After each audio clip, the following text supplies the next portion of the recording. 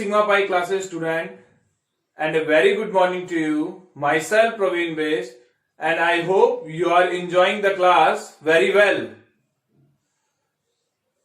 Let's talk about our previous lecture. In the previous lecture, we talked about molality, their temperature variation, and some numerical portion we have covered in the previous two lectures. So, if you are watching this lecture, you must have to see the previous two lectures before watching this lecture. Okay, so keep it in your mind, otherwise you will not get anything from that lecture. Okay, it is linked to the previous lectures. So before going to numerical portion of molarity and molality, let's have a short look on previous two lecture, what we have done in the previous lecture. So let's see. We talked about molarity. First, what we have done in the molarity? Molarity means the number of moles of solute present in per liter solution, volume of solution. The number of moles of solute present in 1 liter volume of solution. That is, what is molarity? What is the formula of molarity? Molarity is equal to number of moles of solute over volume of solution in liter. ठीक है, volume of solution in liter, right? Now, number of moles of solute, and what is the number of moles of solute? Number of moles of solute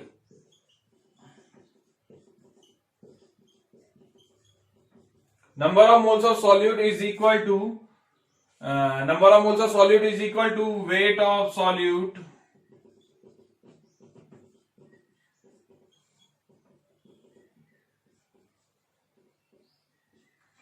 in gram over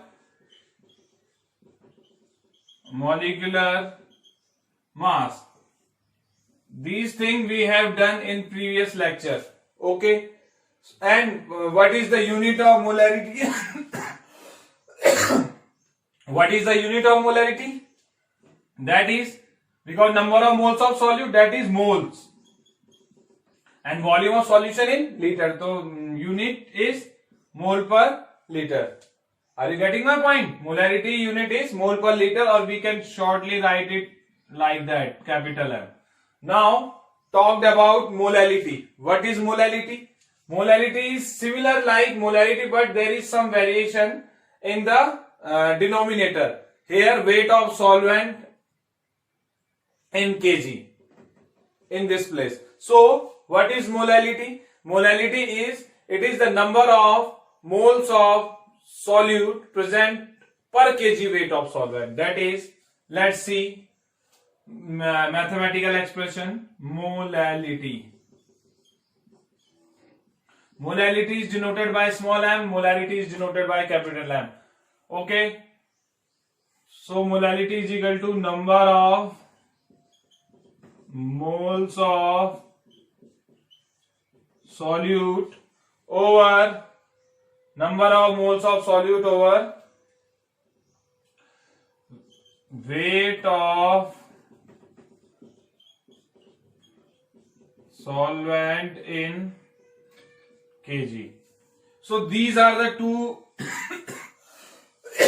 formulas, this one and this one, and number of moles of solute, the same formula we will apply. Okay, so on the basis of these formula you have to keep in your mind. Only after you can do the numerical portion. Okay, so its unit is molality,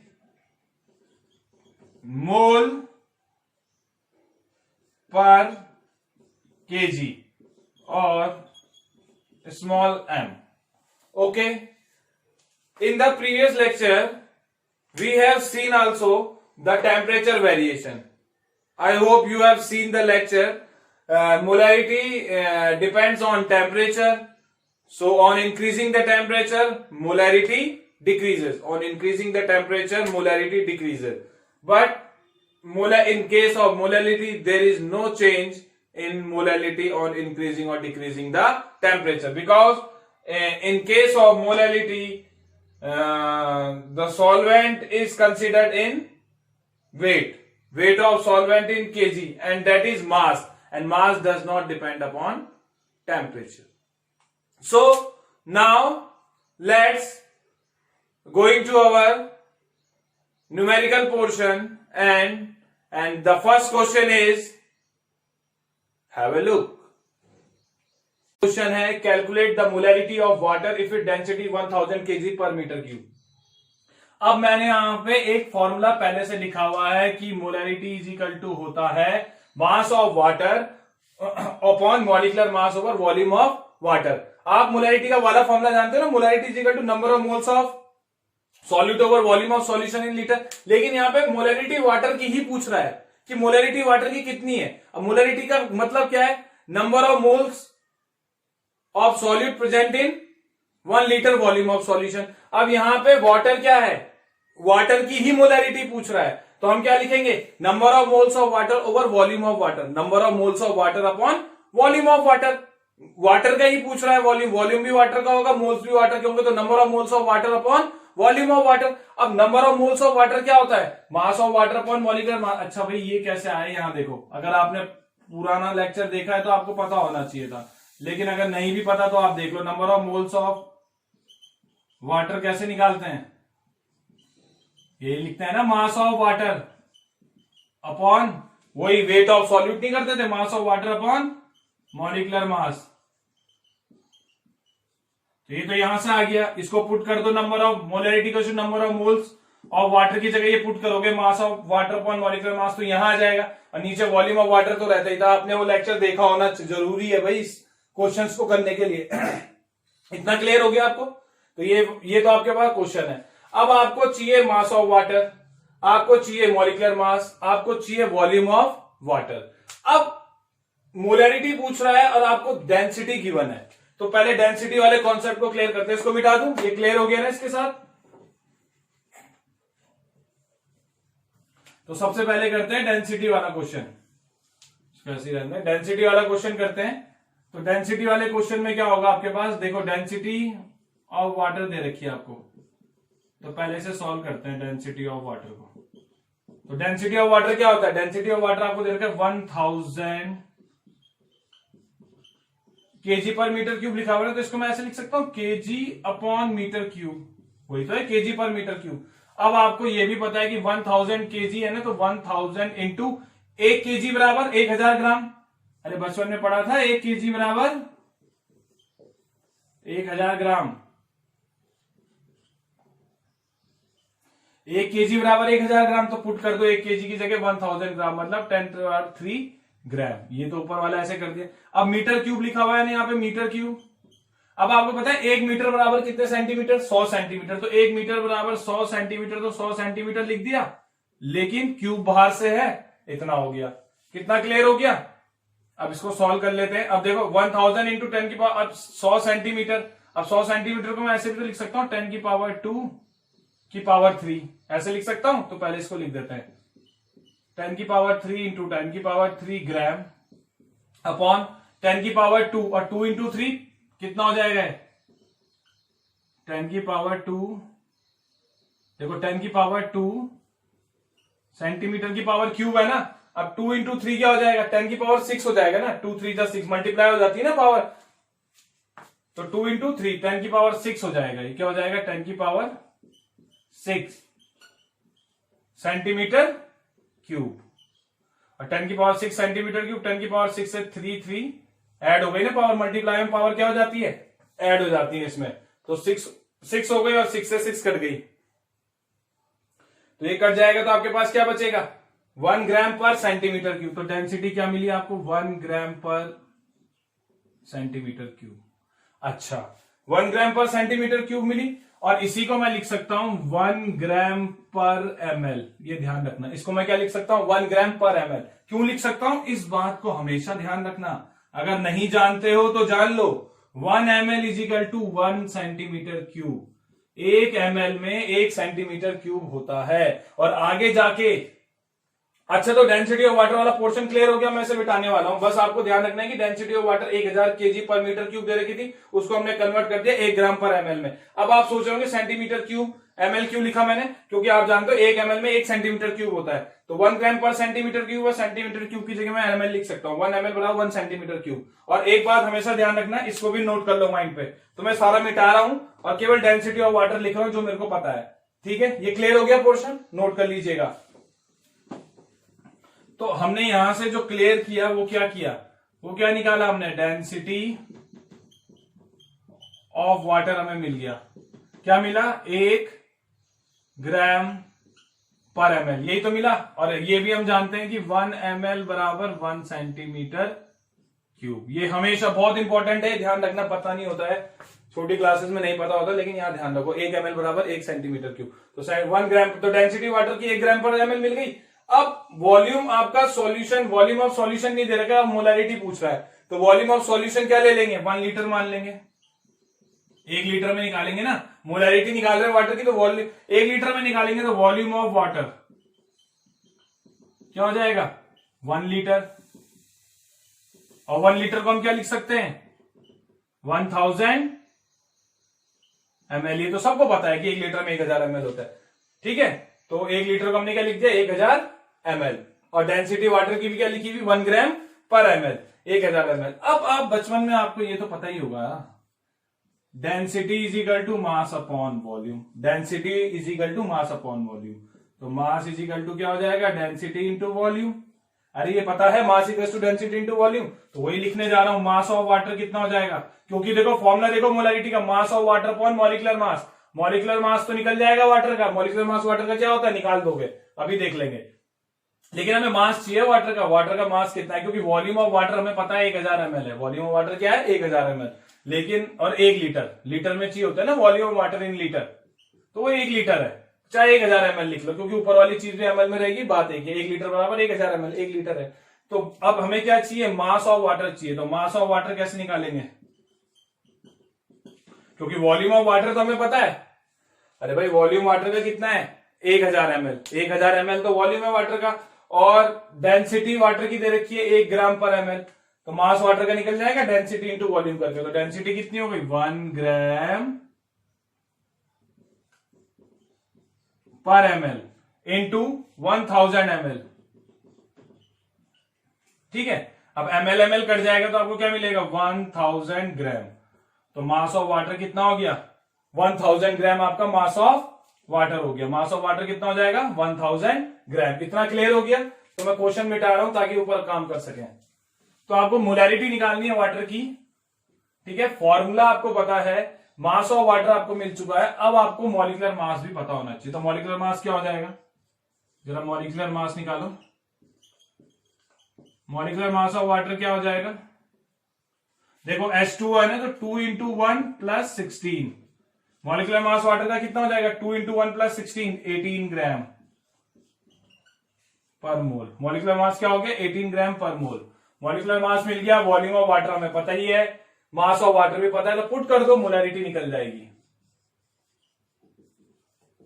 तो molarity is equal to जाएगा mass of water 1000 gram upon molecular mass 18 gram into volume of water कितना है, volume of water कितना है, 1 litre, 1000 ml लिख दिया मैंने। ठीक है, तो अब आप पुट कर लो, 1000 ml क्यों लिखना है, उसे 1 लीटर लिख देते हैं, ठीक है ना, सॉल्व हो जाएगा। क्योंकि क्या होता है, वॉल्यूम ऑफ वाटर लीटर में होना चाहिए, तो 1 लीटर लिख दिया इसे। और ये कितना हो जाएगा, 18 ग्राम पर मोल है ना, तो यहां पे लिखने की जरूरत नहीं, आपको खुद ही अंडरस्टूड हो जाएगा। 1000 gram mass of water gram upon molecular mass 18 gram per mole, ग्राम से ग्राम कट जाएगा, वो बचेगा मोल पर लीटर। ठीक है, ग्राम पर मोल है ना, तो मोल ऊपर जाएगा, लीटर लीटर नीचे रहेगा, मोल पर लीटर हो जाएगा। अब 18 इंटू, और वॉल्यूम ऑफ वाटर कितना था 1 लीटर 1000 ml, तो 1 लीटर लिख दिया मैंने 1000 अपॉन 18, 18 का भाग 1000 में दे दो 1800 जा, तो 18 का भाग पहले बार 100 में दोगे तो 18 5 जा 90, तो 5 आएगा, 90 आएगा, 10 बचेगा, फिर 100 बचेगा, 18 5 जा 90, 55, फिर पॉइंट लगाओगे, फिर 100 हो जाएगा, 18 5 जा 90, और फिर ये ऐसे ही चलता रहेगा, ये आएगा आपका 55.55 मोल पर लीटर। अब ये मोल पर लीटर क्या होता है, यही तो मोलारिटी है, इसको और करके ये भी लिख सकते हो 55.55 m।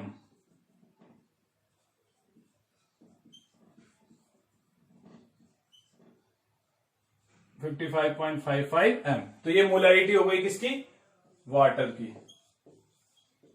तो आई होप आपको क्लियर हो गया कि मोलारिटी वाटर की कितनी होती है 55.55 मोल पर लीटर, इतनी होती है, इतनी मोलारिटी। 1 लीटर पानी में कितने मोल्स होते हैं वाटर के 55.55, तो 1 मोल का मतलब क्या है, ओ सॉरी 1 लीटर पानी में कितने मोल्स है, यही तो पूछा। मोलारिटी का मतलब क्या है, number of moles of solute present in 1 litre volume of solution. तो 1 लीटर वाटर में, अब जब भी आप 1 लीटर पानी देखोगे तो उसमें कितने नंबर ऑफ मोल्स होंगे वाटर के 55.55 मोल्स। क्लियर हो गया, अरे क्लियर हो गया। और 1 मोल ऑफ वाटर कितने के इक्वल होता है 18 ग्राम के, 1 मोल वाटर में 18 ग्राम होते हैं, तो 55.55 में कितना होंगे, मल्टीप्लाई करके देख लो, उतना आ जाएगा। तो मास ऑफ वाटर कितना आ गया 1000 ग्राम, मोल्स में कितना हो गया 55.55 मोल्स पर लीटर। तो 1 लीटर पानी में 55.55 मोल्स वाटर के होते हैं। तो मुझे लगता है आपको एक क्लियर हो गया होगा, आपको डेंसिटी वाला कॉन्सेप्ट क्लियर हो गया होगा। जहां पे डेंसिटी दी होती है सॉल्यूशन की, जहां पे डेंसिटी दी होती है वहां पे डेंसिटी मतलब मास निकालने के लिए बोल रहा है, मास निकालने की हेल्प हो सकती है डेंसिटी। कई बार डेंसिटी दी होती है तो आपको वॉल्यूम पता होता तो मास आप आराम से निकाल सकते हो। ठीक है, तो ये इंपॉर्टेंट है, ये वाला पार्ट इंपॉर्टेंट है, और ये क्वेश्चन कई बार पूछ भी लिया जाता है और कई बच्चे से नहीं कर पाते हैं। तो क्या अटपटा सा लगता है भाई, सॉल्यूट ही नहीं दिख रहा है, इसमें सब एक जैसा लग रहा है। तो ये क्वेश्चन है, इसको आप कर लीजिए, इंपॉर्टेंट है। अब एक नेक्स्ट क्वेश्चन पे चलते हैं। तो चलिए जी, सेकंड क्वेश्चन हम देखते हैं। What is the molality of 1 m solution of sodium nitrate NaNO3 if it density is 1.25 ग्राम पर सेंटीमीटर क्यूब। बहुत ही इंपॉर्टेंट क्वेश्चन है, आप इसे देखिएगा, आपको बिल्कुल क्लियर हो जाएगा, और इसको हर एक कॉन्सेप्ट को ध्यान से देखिएगा, बारीकी से देखिएगा। देखिए, सबसे पहले मैं सोडियम नाइट्रेट लिखा है ना NaNO, तो इसका मॉलिक्यूलर मास लिख देता हूं। एक एक स्टेप को देखिएगा और मेरे एक एक उसको देखिएगा, कॉन्सेप्ट को। पहले मैंने लिख दिया molecular mass of sodium nitrate. अब देखो, सोडियम का मॉलिक्यूलर मास मैंने आपको बता ही रखा, सोडियम का एटॉमिक मास कितना होता है 23, नाइट्रोजन का 14, एक ऑक्सीजन का 16, तो 3 ऑक्सीजन का कितना हो जाएगा 16 इंटू 3, और टोटल कर लो जरा, 16 3 जा 48, 16 3 जा 48 प्लस 14 प्लस 23 क्या हो जाएगा 85 ग्राम पर मोल। क्या हो जाएगा 85 ग्राम पर मोल। ठीक है, 85 ग्राम पर मोल हो गया मॉलिक्यूलर मास ऑफ NaNO3। ये जो है मॉलिक्यूलर मास हो गया, इसकी अभी हमें जरूरत पड़ने वाली है। ये मॉलिक्यूलर मास हो गया किसका, सोडियम नाइट्रेट का मॉलिक्यूलर मास है। अब जरा फोकस करो, आपको क्या निकालने के लिए बोल रहा है, मोलैलिटी चाहिए आपको। मोलैलिटी क्या चाहिए, मोलैलिटी चाहिए। किसकी चाहिए, किसकी चाहिए molality 1 m solution of sodium nitrate. Molality आपको 1 m solution of sodium nitrate की चाहिए। किसकी चाहिए 1 m सॉल्यूशन। अब इस 1 m पे फोकस करना बेटा, सारा काम इस 1 m से हो जाएगा अगर आपने इस पे फोकस किया तो। Molality of 1 m solution of sodium nitrate चाहिए, 1 m सॉल्यूशन ऑफ सोडियम। अब 1 m आपको क्या क्या बता रहा है, ये देखो 1 m क्या होती है, 1 m क्या बताती है, मोलैलिटी है ना 1 m, 1 मोल पर लीटर। 1 मोल सोडियम नाइट्रेट का सॉल्यूशन है, उसकी मोलैलिटी पूछ रहा है। 1 m सॉल्यूशन ऑफ NaNO3 माने 1 molar 1 m solution of NaNO3 का मतलब है 1 m की आप 1 m सॉल्यूशन ऑफ NaNO3 की मोलैलिटी पूछ रहे हैं। तो 1 m का क्या मतलब है, 1 m NaNO3 सॉल्यूशन का मतलब है कि 1 मोल AgNO3, 1 mole one mole sodium nitrate, 1 mole of NaNO3, 1 mole of sodium nitrate present in 1 liter of solution. 1 mole sodium nitrate present है 1 लीटर ऑफ सॉल्यूशन, तो आपको नंबर ऑफ मोल्स भी मिल गए। मतलब कितने मोल्स हैं सोडियम नाइट्रेट के? 1 मोल है भाई, 1 मोल सोडियम नाइट्रेट है। और कितने लीटर में प्रेजेंट है? 1 litre of volume of solution. तो 1 लीटर सॉल्यूशन में 1 मोल सोडियम नाइट्रेट के प्रेजेंट हैं। और 1 मोल सोडियम नाइट्रेट किसके इक्वल होता है? 1 mole of sodium nitrate is equal to 1 mole sodium nitrate में कितने ग्राम होंगे? 1 मोल सोडियम नाइट्रेट किसके इक्वल होगा? Molecular mass of sodium nitrate के इक्वल होगा। जो मॉलिक्यूलर मास होगा सोडियम नाइट्रेट का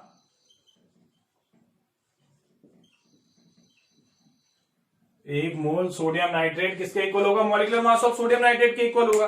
भाई मॉलिक्यूलर मास सोडियम नाइट्रेट का कितना है? 85 ग्राम पर मोल लिखा है ना। 1 मोल सोडियम नाइट्रेट में 85 ग्राम होते हैं। क्यों होते हैं? क्योंकि लिखा हुआ 85 ग्राम पर मोल, 1 मोल में 85 ग्राम। और मॉलिक्यूलर मास निकाल तो दिए। मॉलिक्यूलर मास जो होता है सोडियम नाइट्रेट को 1 मोल का मास होता है। 1 मोल किसी भी 1 मोल सब्सटेंस का जो मास होगा वो जो है मॉलिक्यूलर मास होगा उसका। ठीक है, 1 मोल सब्सटेंस मतलब sorry molecular mass of NaNO3 है ना। तो जो मॉलिक्यूलर मास होगा NaNO3 का वो कैसे निकालोगे आप? 85 ग्राम आया ना, तो 85 ग्राम पर मोल। तो 1 मोल सोडियम नाइट्रेट में का जो मास होगा वो कितना होगा? 85 ग्राम। जो मॉलिक्यूलर मास होगा सोडियम नाइट्रेट का वो इक्वल होगा 1 मोल ऑफ NaNO3 का। तो 1 मोल सोडियम नाइट्रेट में किसके इक्वल होता है? मॉलिक्यूलर मास होता है NaNO3 के। तो जो मॉलिक्यूलर मास सोडियम नाइट्रेट का होगा, मॉलिक्यूलर मास सोडियम नाइट्रेट का आपको पता है 85 ग्राम पर मोल। 1 मोल में 85 ग्राम। तो 1 मोल सोडियम नाइट्रेट में कितना मास हो गया? 85 ग्राम। तो 1 मोल सोडियम नाइट्रेट में कितना मास हो गया? 85 ग्राम। 1 मोल सोडियम नाइट्रेट का मास कितना हो गया? 85 ग्राम। इसका मतलब 85 ग्राम सोडियम नाइट्रेट है। तो 85 ग्राम क्या हो गया? Mass of solute. तो मास क्या हो जाएगा सोडियम नाइट्रेट का? अरे तो यहां से ये क्लियर हो गया आपको? ये क्लियर हो गया। तो मास क्या हो जाएगा सोडियम नाइट्रेट का? ध्यान दीजिए, mass of NaNO3। Mass of sodium nitrate क्या हो जाएगा? 85 ग्राम। यही तो हो जाएगा। 1 मोल सोडियम नाइट्रेट माने molecular mass of NaNO3, molecular mass 85 gram per मोल। और 85 ग्राम है मॉलिक्यूलर 1 मोल NaNO3 में 85 ग्राम, मतलब 85 ग्राम किसमें प्रेजेंट है? 1 लीटर सॉल्यूशन में। और वॉल्यूम ऑफ सॉल्यूशन क्या है? 1 लीटर। तो मास ऑफ NaNO3 तो आपको 85 ग्राम पता लग गया। मास ऑफ NaNO3 माने मास ऑफ सॉल्यूट आपको मिल गया। मास ऑफ सॉल्यूट आपको मिल गया। अब क्या चाहिए आपको? अब मॉलिक्यूलर मास NaNO3 का आपको पता ही है 85 ग्राम पर मोल। और सिंपल सी बात ये है।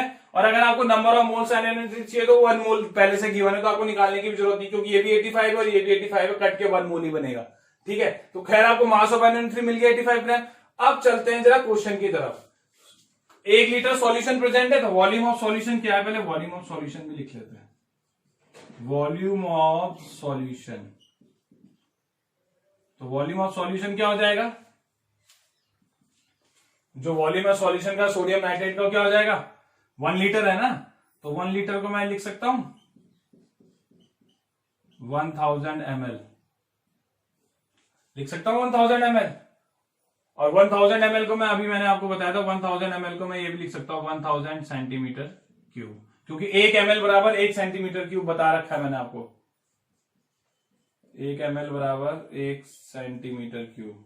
1 ml में क्या होता है? 1 सेंटीमीटर क्यूब होता है, ये मैं आपको पहले ही बता चुका हूं। 1 ml बराबर 1 सेंटीमीटर क्यूब। तो इसको लिखने की भी जरूरत क्या है? हौच पौच हो रहा है वरना। 1 ml में 1000, तो वॉल्यूम ऑफ सॉल्यूशन कितना हो गया? 1000। और डेंसिटी दे ही रखी है। डेंसिटी ऑफ सॉल्यूशन कितनी दे रखी है? देखो,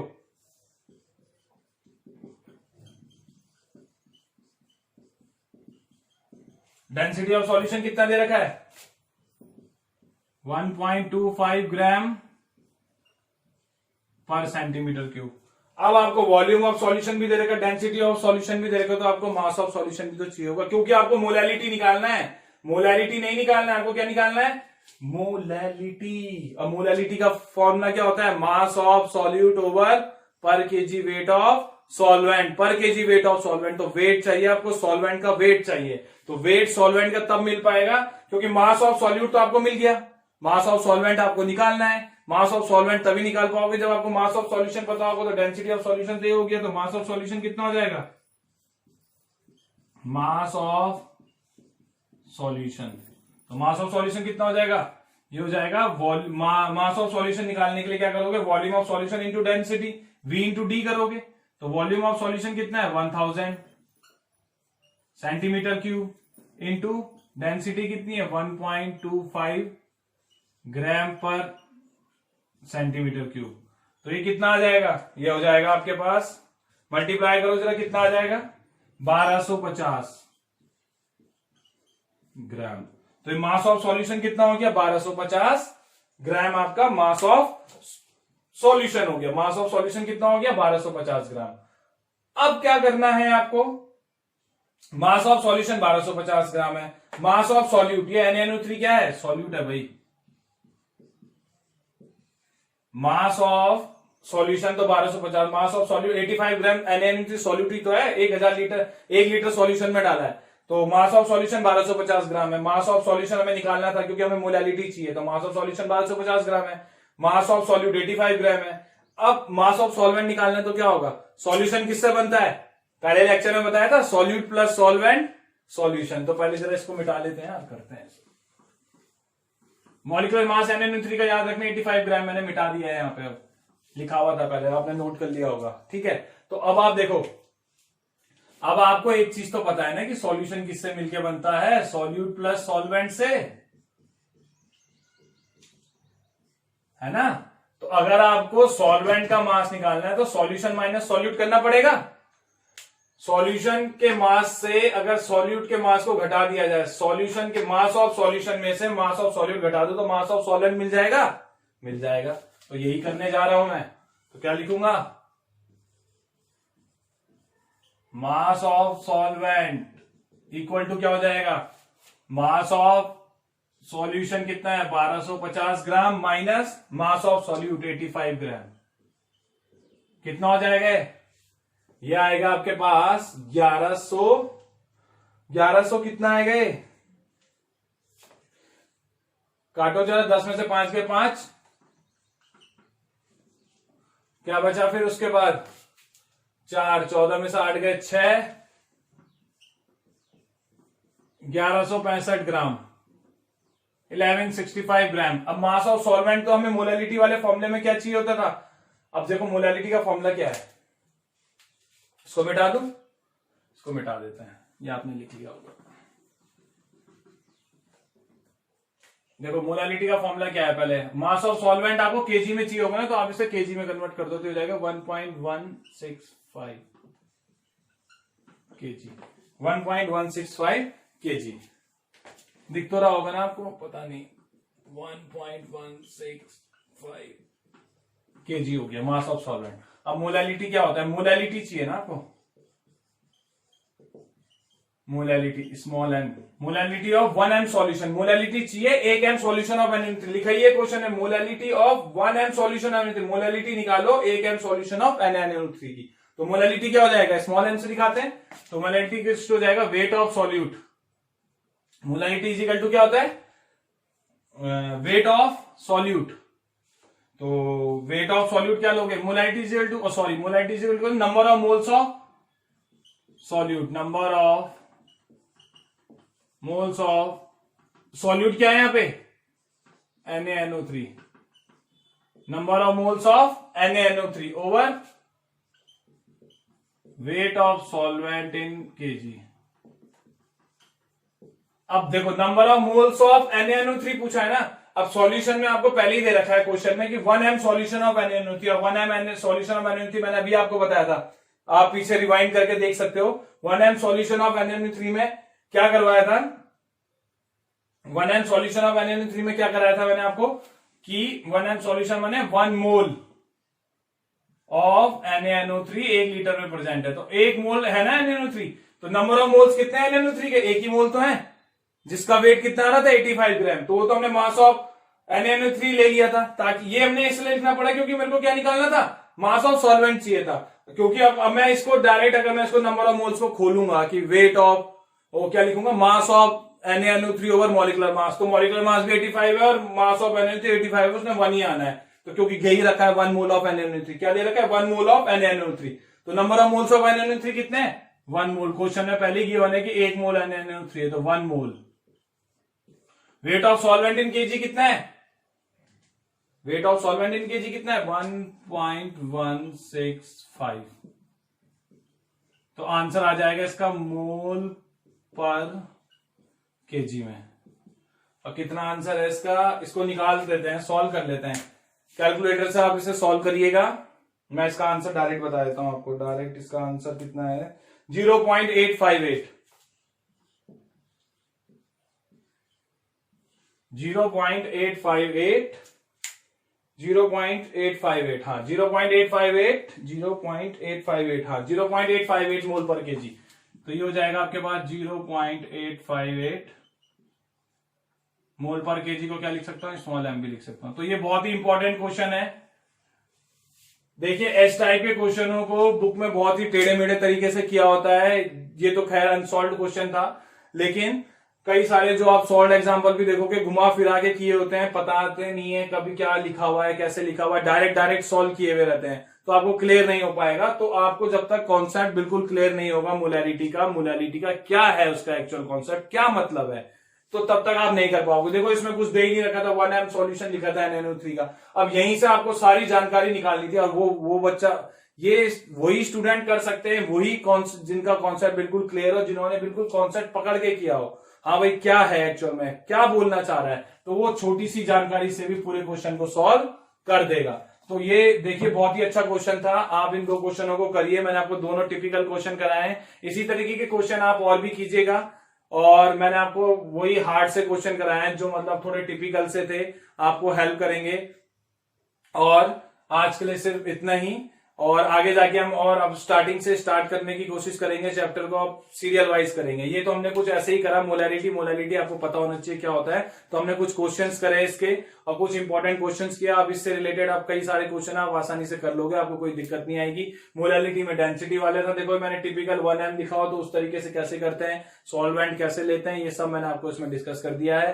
तो ये 2 एग्जाम्पल मैंने जो आपको दिए हैं अच्छे से, इससे आप बाकी क्वेश्चन को करने में आपको कोई दिक्कत नहीं आएगी। अगर आपको कोई दिक्कत आती तो आप मुझसे पूछ सकते हैं, आप मेरे कमेंट सेक्शन में भी लिख सकते हैं, और मैं आपको जो है पूरी कोशिश करूंगा आपको आपके क्वेश्चन के जवाब देने की, और आपको जो है क्लियर करके ही रहेंगे। आपको मेरे वीडियो पसंद आया है, आपको मेरे लेक्चर पसंद आया है, तो आप मेरे इस चैनल को सब्सक्राइब कर दीजिए, बेल आइकन को प्रेस कर दीजिए, उसमें ऑल वाले बटन को सिलेक्ट कर लीजिए, और मेरे वीडियो को लाइक कीजिए, सब्सक्राइब कीजिए और शेयर जरूर कीजिएगा।